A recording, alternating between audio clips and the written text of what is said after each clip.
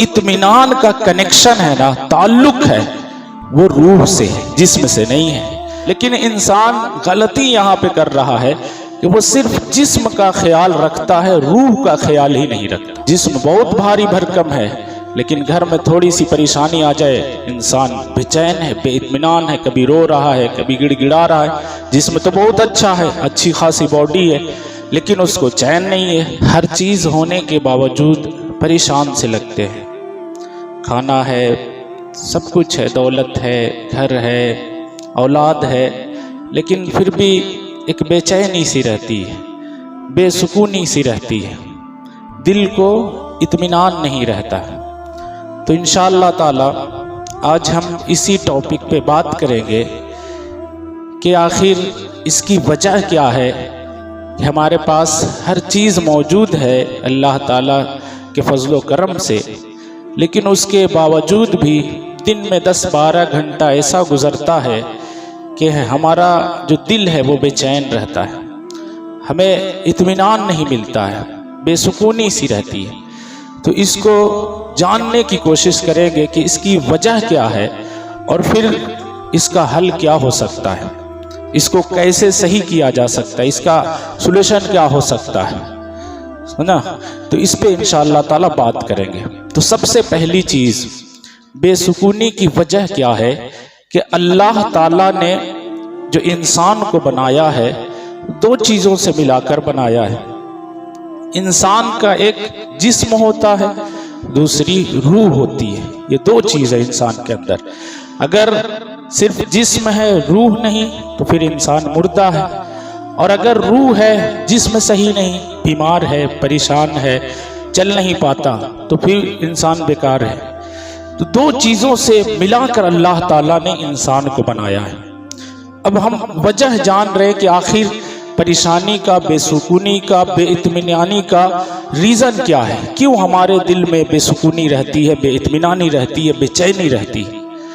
तो बताया जाता है कि अल्लाह ने दो चीज़ों से मिलाकर इंसान को बनाया, एक उसका जिस्म, दूसरी उसकी रूह। रूह डाली तो इंसान जो है चलने लगा, फिरने लगा, बोलने लगा, बात करने लगा। लेकिन इंसान मिस्टेक यहाँ कर रहा है, गलती यहाँ पे कर रहा है कि अल्लाह ने तो दो चीज़ बनाई थी, ख्याल दोनों का रखना था, दोनों का जो है ख्याल बराबर रखना था। लेकिन इंसान गलती यहाँ पे कर रहा है कि वो सिर्फ जिस्म का ख्याल रखता है, रूह का ख्याल ही नहीं रखता। और जो इत्मीनान का कनेक्शन है ना, ताल्लुक है, वो रूह से है, जिस्म से नहीं है। जिस्म बहुत भारी भरकम है, लेकिन घर में थोड़ी सी परेशानी आ जाए, इंसान बेचैन है, बेइत्मीनान है, कभी रो रहा है, कभी गिड़गिड़ा रहा है। जिस्म तो बहुत अच्छा है, अच्छी खासी बॉडी है, लेकिन उसको चैन नहीं है। तो हमने गलती यही की कि जिस्म पर बहुत ज़्यादा फोकस किया, इसको हर तरह से आराम दिया। हमने आज का ज़माना देखे, गर्मी लगने लगी तो जिस्म को आराम देने के लिए हमने फ़ैन लगा दिया, कूलर लगा दिया, एसी लगा दिया। हम पैदल चलते थे, जिस्म को तकलीफ़ होती थी, हमने अच्छी अच्छी गाड़ी निकाल ली। हम खाना सिंपल खाते थे, हमारे जिस्म को अच्छा नहीं लगता, हमने अच्छे अच्छे खाने बना लिए। इस तरह से हर तरह की सहूलत जो है हमने जिस्म को देने की कोशिश की। हम अच्छी अच्छी गाड़ी में बैठने लगे ताकि हमारे जिस्म को आराम हो। लेकिन जो रूह थी, उसको जो खाना मिलना चाहिए, जो ग़िज़ा मिलना चाहिए, वो हमने दिया ही नहीं। तो क्या हुआ कि ऊपर से तो हम अच्छे लगते हैं, हमारा लिबास अच्छा, हमने गर्मी के मौसम में पतला लिबास दिया ताकि जिस्म अच्छा रहे, उसको सुकून मिले।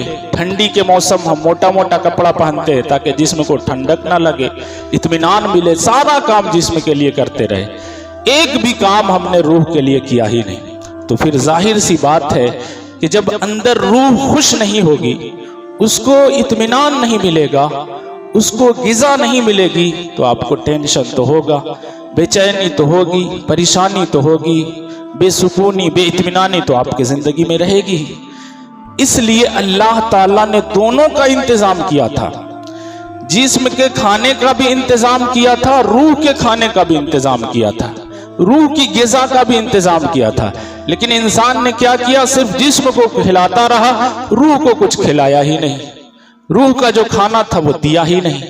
रूह का खाना क्या है, रूह की ग़िज़ा क्या है, तो उसके बारे में बताया गया है कि जब हम खाना खाते हैं ना जिस्म के लिए, तब अल्लाह ने रूह की ग़िज़ा के लिए नमाज को रख दिया है। ये रूह की ग़िज़ा है एक तरह से, ये दिल का इत्मीनान है। हम क्या करते हैं, सुबह उठते हैं, नाश्ता करते हैं जिस्म के लिए, जिस्म को ग़िज़ा दिया हमने, खाना दिया, लेकिन अल्लाह ताला ने जिस्म को ग़िज़ा देने से पहले रूह की ग़िज़ा, रूह का खाना फजर की नमाज में रख दिया है। यानी पहले अपने रूह को खाना खिलाओ, उसको ग़िज़ा दो, वो मुतमईन हो जाएगी, फिर अपने जिस्म को नाश्ता कराओ, खाना खिलाओ, दोनों को ग़िज़ा मिलेगी, आप मुतमईन रहोगे। आपको आखिरत का भी गम नहीं रहेगा कि मेरे साथ क्या सलूक किया जाएगा, कैसे हम अल्लाह को जवाब देंगे, कैसे नबी सल्लल्लाहु अलैहि वसल्लम को हम फेस करेंगे, खड़े होंगे, ये भी आपको टेंशन नहीं होगा। दूसरा, जब हम 12 बजे ज़ोहर के बाद खाना खाते हैं तो अल्लाह ने कहा कि पहले रूह को खिला लो, ज़ोहर की नमाज पढ़ लो, रूह को ग़िज़ा मिल जाएगी, रूह मुतमईन हो जाएगी, फिर सुकून के साथ आप दोपहर का खाना खाओ, लंच करो।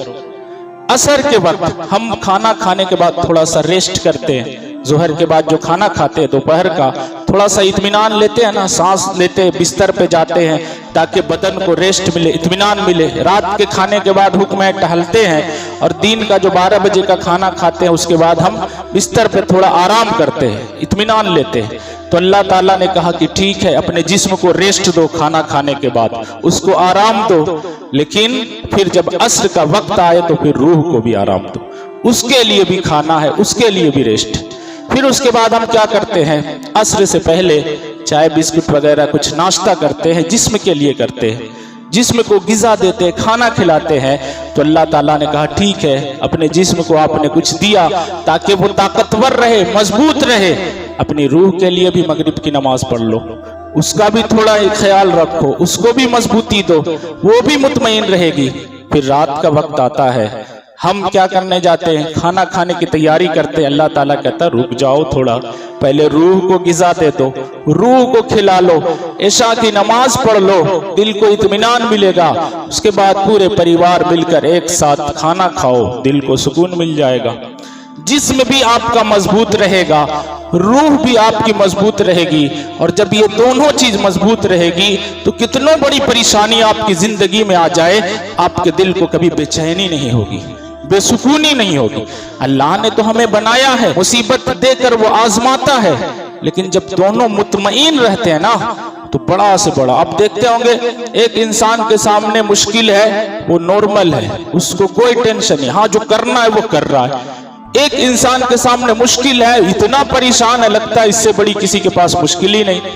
एक इंसान का बच्चा बीमार होता है, वो इंसान क्या करता है, नॉर्मल है, वो उसको पता है ये अल्लाह ताला की तरफ से है, मैं जो कर सकता हूं, मैं रोना नहीं रोऊंगा कि ऐसा कैसे हो गया, बल्कि मैं डॉक्टर के पास जाऊंगा, मैं हकीम के पास जाऊंगा, मैं कुरान पढ़ के इसके ऊपर दम कराऊंगा, उसको इत्मीनान है। लेकिन एक इंसान है, थोड़ा सा बच्चा बीमार हुआ, रोना पिटना, मेरे बच्चे के साथ ये हो गया, तो दोनों में बहुत फर्क है, दोनों में बहुत फर्क है। परेशानी तो दोनों को आई है, मुसीबत दोनों के ऊपर आई है, दोनों को सामना करना पड़ रहा है आजमाइश का, लेकिन फर्क कितना ज्यादा। एक नॉर्मल है कि अल्लाह ताला की तरफ से दी हुई आजमाइश है, मैं जो कर सकता हूं वो मैं करूंगा, इलाज कराऊंगा अपने बच्चे का, जो हो सकता है इसको आराम दूंगा। लेकिन दूसरा इंसान इलाज करने से पहले इतना ज्यादा परेशान कि खुद भी बीमार पड़ जाता है, वो खुद परेशानी में आ जाता है। तो आप कोशिश करें कि जिस तरह से हम जिस्म को मजबूती देते हैं ना, खाना देते हैं, ग़िज़ा देते हैं, उसी तरह से अपने रूह को भी ग़िज़ा दें, ताकि वो भी मुतमईन, वो भूखी रहेगी ना तो आपको सुकून नहीं मिलेगा। आपका मन जब तक उसको ग़िज़ा नहीं मिलेगी ना, तब तक आपकी जिंदगी में कभी सुकून आ ही नहीं सकता। इसलिए कोशिश करें। और फिर अल्लाह तबारक व तआला ने इसके अलावा भी रूह की ग़िज़ा के लिए तस्बीह रख दी है, तहज्जुद की नमाज रख दी है, इशराक रख दी है, चाश्त रख दी है। जिस तरह से हम भी करते हैं ना, जिस्म को कभी कभी कमी महसूस हो, कभी फल खा लेते हैं, कभी जूस पी लेते हैं, कभी चाय पी लेते हैं, तो उस तरह से अल्लाह ने कहा कि जिस तरह उसको देते हो इसको भी दो, जितना चाहते हो इत्मीनान उतना ज्यादा दो, उतना ज्यादा आपकी जिंदगी में सुकून आएगा, उतना ज्यादा आपकी जिंदगी में इत्मीनान आएगा। इसलिए जिसकी आदत बन जाती है ना अल्लाह का जिक्र करना, नमाज पढ़ना, मैं किसी को तंज नहीं कर रहा हूं, एक बुजुर्ग जो नमाज नहीं पढ़ते हैं उनकी शक्ल देखिएगा और एक बुजुर्ग जो नमाज पढ़ते हैं उनकी शक्ल, दोनों में आसमान जमीन का आपको फर्क आए। वो बुजुर्ग परेशान रहता है, वो दरवाजे पर बैठा, उसका वक्त नहीं गुजरता, कटता नहीं, और एक जो नमाज पढ़ने आ रहा है उसका वक्त भी कट रहा, लोगों से बातचीत भी हो रही, रास्ते में नए नए लोग भी मिल रहे, सलाम कलाम भी हो रहा। तो जितनी परेशानी उस बुजुर्ग के पास है जो नमाज नहीं पढ़ रहा है, उससे बहुत कम परेशानी उसके पास होती है जो अल्लाह के जिक्र में लगा होता है, जो नमाज पढ़ रहा होता है। तो मेन रीजन क्या है कि हमने जिस्म को तो खाना खिला दिया लेकिन रूह को खाना नहीं खिलाया। इसलिए आप कोशिश करें, अगर आप चाहते हैं ना कि आपकी जिंदगी में इत्मीनान आए, सुकून आए, आप अच्छे से खुशी के साथ अपनी जिंदगी को आगे गुजारे। परेशानी आएगी, मुश्किल आएगी, मुसीबत, मैं ये नहीं कह रहा हूं आपसे कि ऐसा करेंगे तो आपके ऊपर मुसीबत ही नहीं आएगी, नहीं आएगी। फेस कैसे करना है, उससे आगे कैसे बढ़ना है, उसका मैं तरीका आपको बता रहा हूं। ये हल था। इंशाअल्लाह आप कोशिश करेंगे, मैं भी कोशिश करूंगा कि अपनी जिंदगी को कैसे हम आसान बना सकते हैं।